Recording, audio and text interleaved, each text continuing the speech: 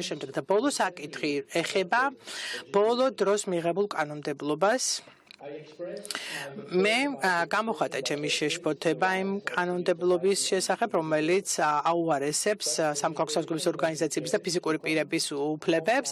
ეს კანონმდებლობა უნდა შეიცვალოს იმისათვის, რომ სრულად მოვიდეს შესაბამისობაში ევროპულ სტანდარტებთან, როგორც ეს არის გაწერილი ადამიანის უფლებების ევროპულ კონვენციაში და როგორც ამას გვეუბნება ვენეციის კომისია. მე მივესალმები და გეტყვით, რომ მთავრობამ გასცა დაპირება იმის თაობაზე, რომ შეცვლიდა უცხოური გავლენის შესახებ კანონის შინაარს, შეიქმნება სამუშაო ჯგუფი საქართველოს და ევროპის საბჭოს წარმომადგენლების მხრიდან, მათ შორის ვენეციის კომისია იქნება ჩართული და მოხდება იდენტიფიცირება იმ ცვლილებების, რომელიც უნდა განხორციელდეს კანონმდებლობაში.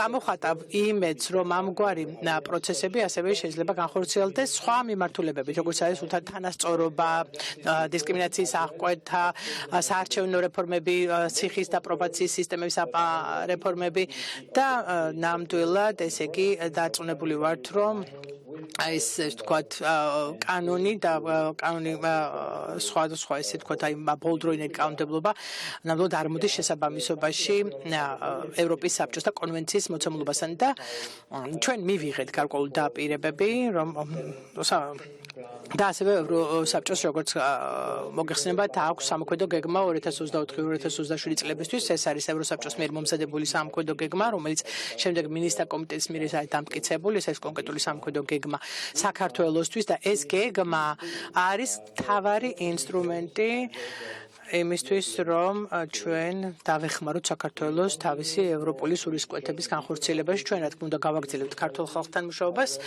უწყებებთან, სამოქალაქო საზოგადოების წევრებთან მუშაობას, როგორც საერთაშორისო ადგილობრივ პარტნიორებთან, რა თქმა უნდა, რეალობის გათვალისწინებით და რა თქმა უნდა, მე მოვუწოდებ ყველა დონორებს, რომ პირიქით გააძლიერონ და არ შეამცირონ მხარდაჭერა აი ამ საქმიანობაში.